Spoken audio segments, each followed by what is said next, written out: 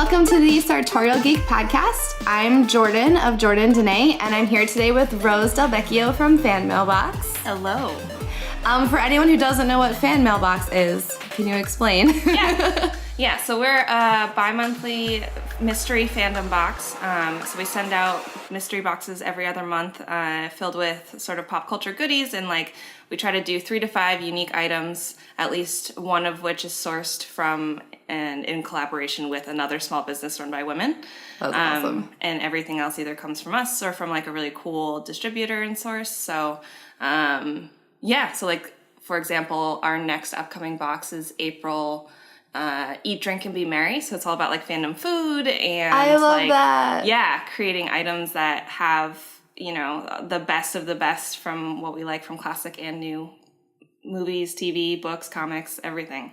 And your box is intentionally things that women will like, right? Or because I remember that was one of the things when you started where it was subscription boxes for nerds are all really male oriented stuff. Yeah, they aren't explicitly so. Right.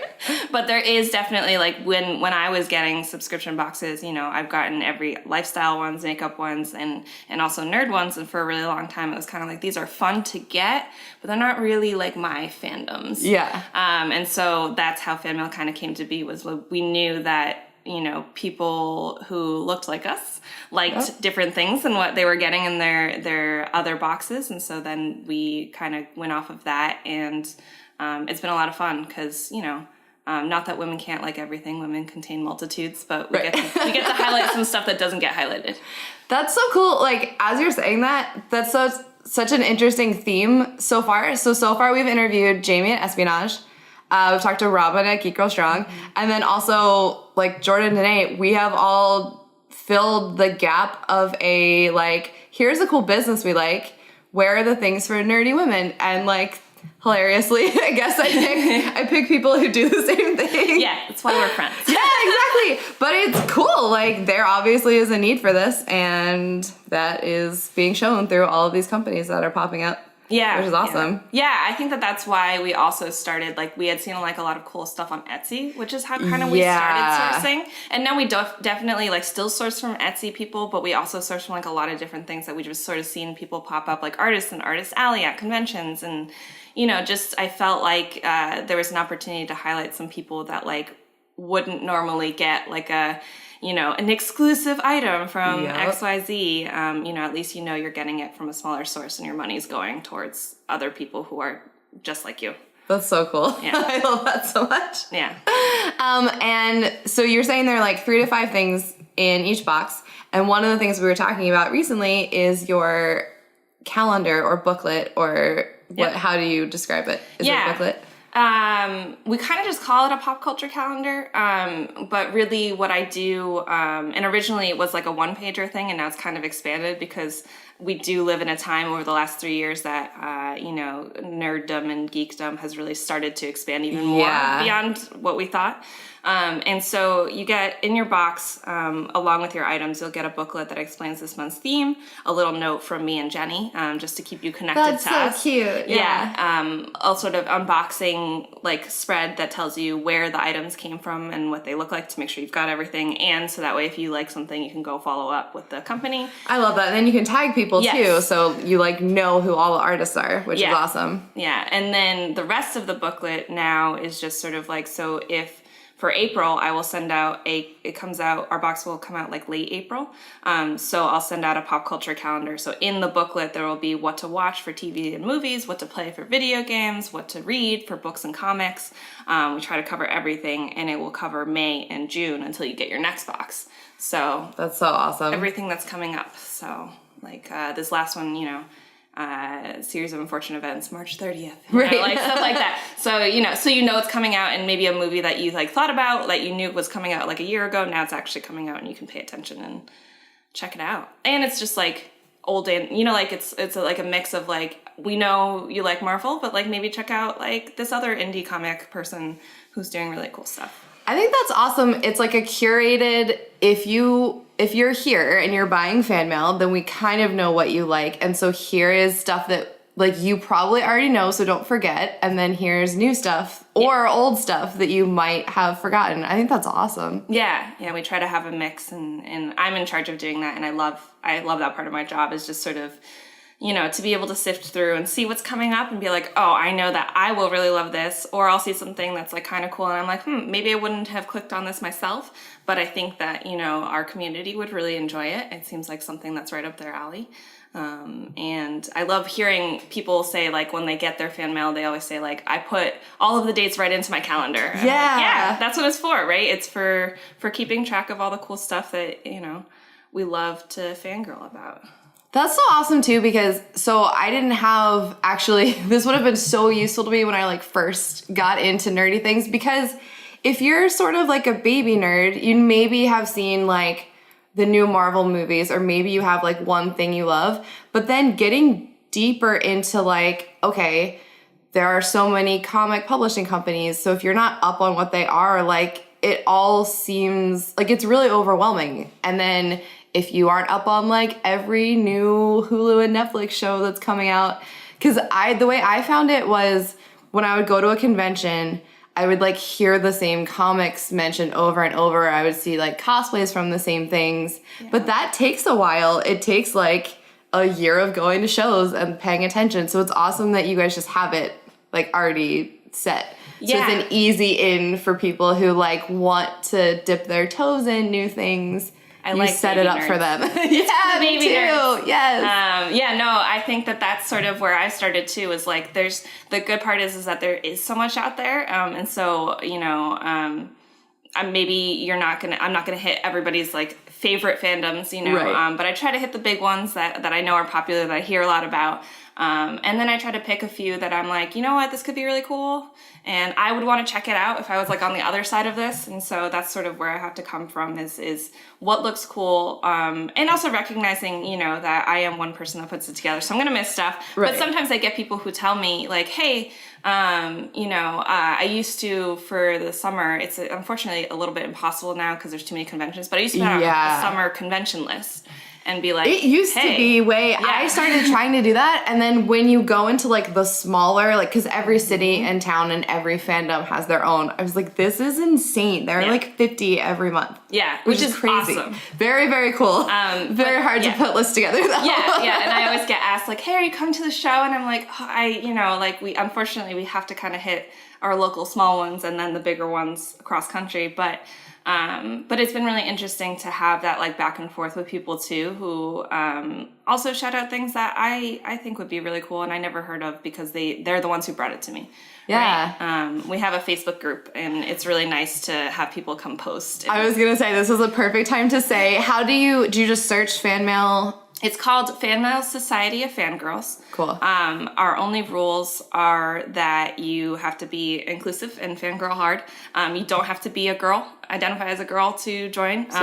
You just have to identify as like someone who's like a fan of stuff, and you also don't have to be subscribed to FanMail. So it's not like an exclusive like subscribers only space. It's like a, hey, we want to fangirl with you and talk about like what's the latest and greatest and find out what you're doing with your life. And because like, you know, we've got people, I've got one person who, her name is Paula, and she went to the Grace Hopper convention. Whoa. For like STEM. Yeah. And she actually sent us like goodie bags and stuff from it. And so That's it's like the cutest thing. Yeah, it's like being able to just sort of have that community and be like, hey, this person also is going to this convention that like I've never heard of. And she actually connected with someone else in the group who also is like in that area.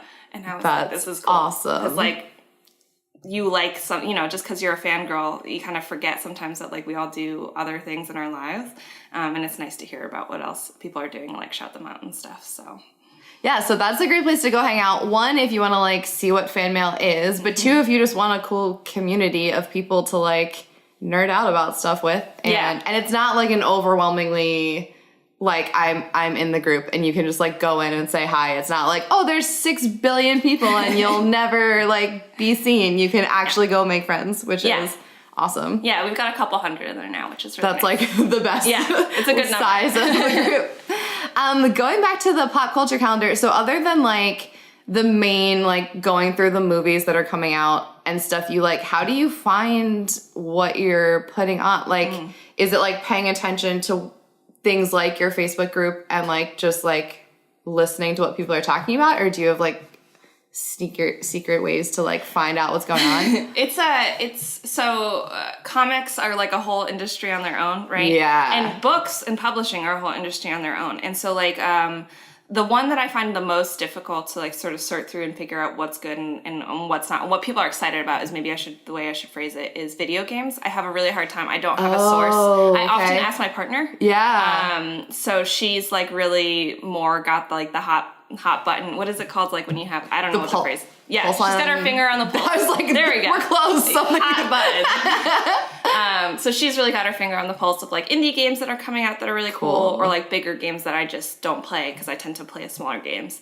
But for comics, there's this resource called Comics List, and it's really overwhelming when you first go. I was gonna say, there's no way that's not like a zillion pages long. Yeah, so they have like a digest that they break down, you know, like when things are coming out, but it's literally everything that DC is coming out with, Marvel's coming out with, Image is coming out with, God. Valiant, all of the ones, and so. Boom Studios, that's the other one I really love. I love Boom so much. But in the comics industry, things also change really fast, so sometimes I end up being wrong, which is kind of sucky because I'm really excited for something, and then I'm like, oh, it didn't actually come out when I said it was going to come out. But in general, they just put out these, like, it's basically an Excel spreadsheet, and you kind of just have to, like, and, like, click through and, like, see and read the synopses. It's not like they do, like, a bullet list, like, I'm reading every single one. Yeah. And in a very similar way for Goodreads, I use Goodreads as a way to sort of, like, see what's up. I tend to try to have a mix of YA and also just like general fiction or like cool books that are coming out. YA is like this young adult fiction is this world that's really like exploding the last few years. So I do have a lot of YA content curated on our calendar.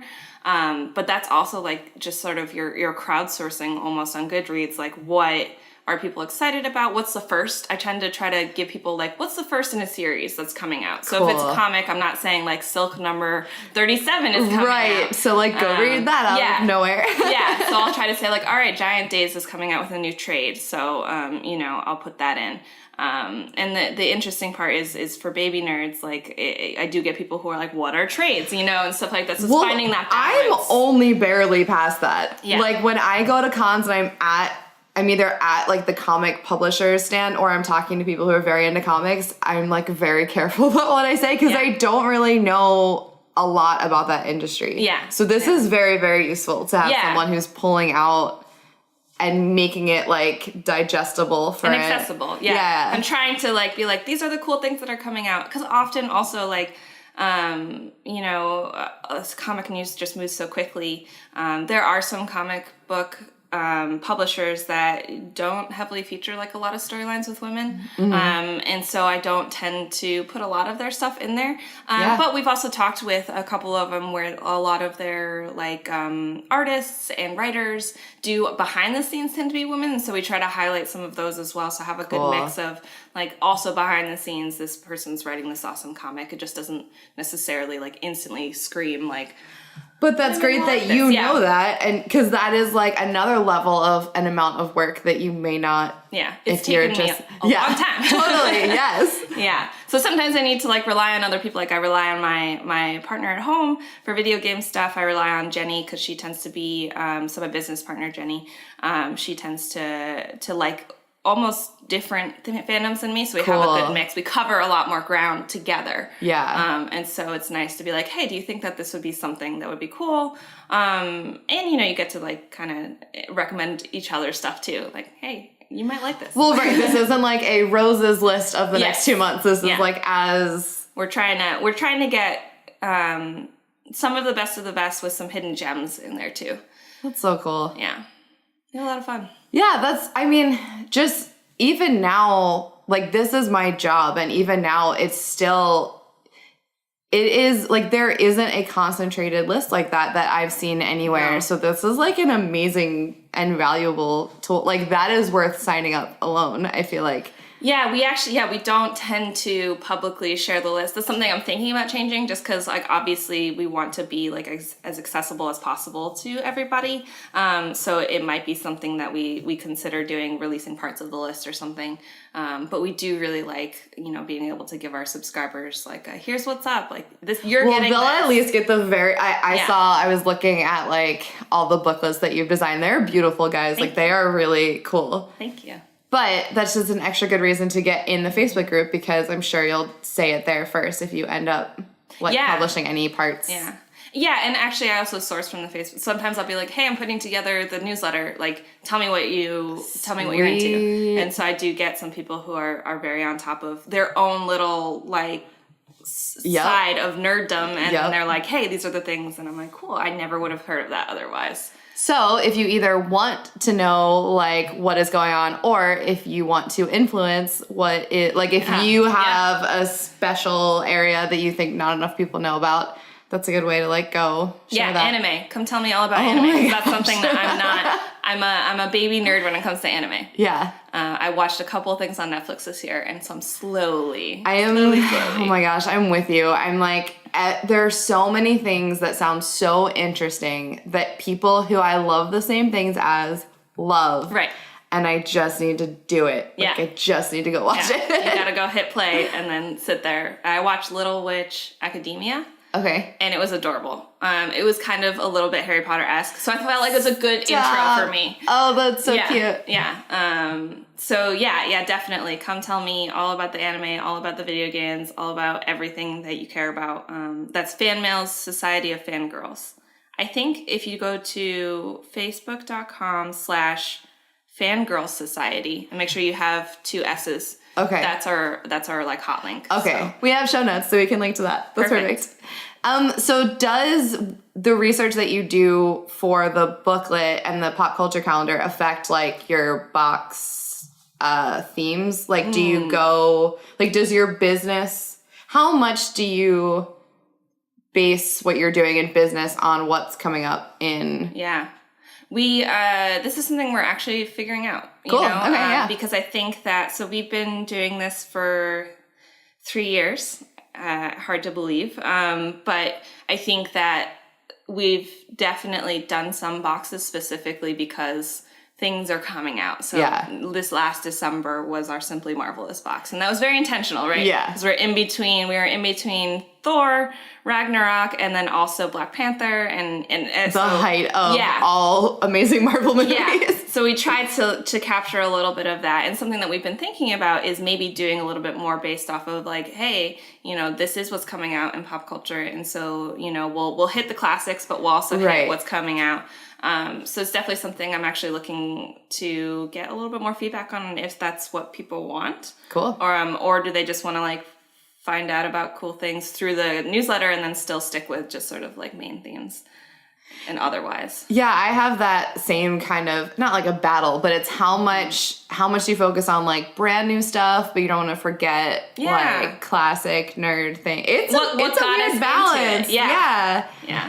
Like, how did we end up here? We want to shout out those fandoms as well. So this last box we just did, we had Xena and Merlin, which were, like, our classics. Yeah, and then we also had an advanced reader copy of a book that was coming out that month. Oh, and so perfect. We had so that's a that great nice, like, mix balance of, like, very new, and that's also something I think you guys do really well. Is it's a balance of not. What's the word that I'm trying to think of? It's like books and comics and movies and TV shows, like types of culture. So it's not like you have to only read comics or only watch TV. It's like, here's a little bit of every type of pop culture that you could possibly be into. Yeah, I think it speaks to, I think I said this earlier, like, women containing multitudes. It's really like, we know that we're into a lot of stuff, you're into a lot of stuff. And so how can we sort of highlight everybody and sort of get that, like, acknowledgement in what our curation is trying to acknowledge, that, like, you can like multiple things. You can like whatever you want to like. And if you're a newbie to it, there's no gatekeeping, right? We're not trying to be like, wow, you haven't watched that. Well, that's why you're not giving recommendations of, like, the 50th issue of a thing, where it's like, if you haven't been reading this for 5 years, sorry, you'll never catch up. Right. Exactly. accessible. Yeah, because we want more people to join us. We want more people to be nerds. 100%. Oh yeah. Yeah. I like that. I feel like the nerd culture is sort of adopting that too, where like all the movies are starting, even if they're not starting at the beginning, they're giving you enough of an intro, and like shows that are coming out of comics are like kind of setting the world for you, so then you can't, like, for example, the Netflix Defenders shows, like I mean I had heard of Daredevil. I think he's the only one I had heard of before the shows came out, so now I can go like pick up all their comics. Like it's nice. It's sort of like a web of like, if you can get in here, then it opens you to this whole world of other stuff that it might not have been accessible, or you might either not have known of it, or like had no framework of where that even falls in anything. Right. Because it's a big world. Like for people who've been around since the beginning of comics, how many years, like almost a century? Like. Yeah, I guess we're kind of coming up on for the big studios. Yeah. Yeah, and the big publishers. Like, so if you haven't been paying attention for the past like 80 years and reading every single issue, you need like a starting place. Yeah, I think DC is close to 60 now. Yeah, that's so that's overwhelming. Yeah, it is incredibly overwhelming. And yeah, I don't think, like the other part of me is like, would I never ever necessarily like read an older comic? Some part of me thinks yes, if I liked it enough in the present, I would go back. Yeah. But it is definitely incredibly hard to sort of like Marvel puts together these volumes that are your intro basically to the best of this character. And I think they've done that for, it's good because I feel like it's almost cross content. Like if you've gotten into the Defenders, then they'll have your essential Defenders, whatever comics and stuff like that. But it is nice, and I know it can be like really overwhelming and scary to be around. I mean, I grew up around nerds, but there was still always somebody who was kind of like, "Oh, you haven't read that," Right. And so I think my attitude. I saw something the other day that I can't remember where the source tweet was from, but essentially the person was like, they're trying really hard this is about classic literature, like Romeo and Juliet or whatever, instead of saying, oh my gosh, I can't believe you haven't read Romeo and Juliet. If someone hasn't read it, you say something more, you frame it as what an adventure you have ahead of you. I wish that was more common. Yeah. Like, that's really nice. It was so exciting to like read and think we can do that for the stuff that we love. I am going to start doing that because that's my default, like, especially Harry Potter. I'm not, like, mad, but it's like, but it really is. I am actually very excited that you haven't gotten through this yet because, like, I wish I could go back and read it for the first time. I know. That's a really cool way to frame that. Yeah. Yeah. So I've been thinking about that a lot because I think that our initial reaction is often to like unintentionally gatekeep and keep people out or just make people feel like purpose, embarrassed that they have like what's wrong with you that you haven't read this yet. Like I'm actually not a huge Marvel fan. I've seen most of the movies anyway just by a byproduct of being around people who love it. Also because you but I have escape it. Sometimes there happen people who are like, excuse me? Yeah. And it is like, well, we can all like different things. Yeah, that's fine. So it's a good reminder to like sort of put out what you want back in a little bit of a way of like, I want people to treat me like that when I don't know something about pop culture. Like, just tell me more, Yeah. Tell me more because I'm excited and I always am looking for new content to consume. Wish I had more hours in the day. I know. Oh my gosh, I know. But still, it's sort of like I think it's always more welcoming if someone says, hey, absolutely, yeah, like check this out, or I'm excited for you to get to experience that for the first time. And then there isn't so much of a or if you say you don't like it or something, like coming at it like, yeah, that's cool. Yeah, that is something that we like at Jordan and I, we are very, very aware. Like, that's our main thing. Like, you do not have to like all the same stuff as us. Right. And you shouldn't. Like, why would we have all the same interests? If you don't like Star Wars, that is fine. If you don't like Harry Potter, that's fine. Like, yeah, I do. That's okay. I don't like a ton of things that, it's, everyone has their own interests. That is totally cool. Right. And we're getting there, I think. Like, that. I think so. I think as we get more. Yeah. I think the lucky part is that just sort of like geekdom and conventions are getting to be more diverse populations. Yeah. And so like and more levels of like, this is the first time I've ever like I'm coming with someone and I've never even heard of any of these comics before versus someone who's been there for their whole life. Yeah, exactly. Yeah, and I've appreciated, I think the good part about going to a lot of conventions now is that there is more of an emphasis on like the smaller stuff too. Yeah. It's not just the big stuff. I mean, if you go to San Diego, the smaller stuff is there. That's my favorite part about San Diego, actually. You can find it. And it's in the same room next to Warner Brothers, next to, the big stuff. You just have to sort of look away from the fireworks, essentially, for a second. But there's some really cool stuff, so I like going to shows and finding new things to be obsessed with. Well, if that sounds up your alley, like if you either know of cool indie stuff that you want to tell us about, we both have Facebook groups. We have, say your full name again of yours. Yeah. Do you want me to like say all my site stuff into? Yeah, do that. Cool. So I'm Rose Del Vecchio. I run FanMail. That's FanMail. Our logo is a little dragon, so you know you found the place. It's super cute. The dragon wrapped around a box. Her name is Serafina. Oh. We had a contest and people helped us name. I love that. The name. Yeah. You can find us at myfanmail.com is our website if you want to check us out. We have pictures of our past boxes, FAQs, stuff like that. And then you can find us elsewhere on the internet on Instagram and Twitter and Tumblr, FanMailBox, so at FanMailBox, and then on MySpace. Wow, on Facebook. I mean, I think my MySpace is still somewhere, so I will not judge. My personal MySpace is out there. Yeah, totally. Sure. On Facebook, we're MyFanMail, but if you just search FanMail, we're one of the first things to pop up, so you should be able to find us. And FanMail Society of Fangirls is our Facebook group.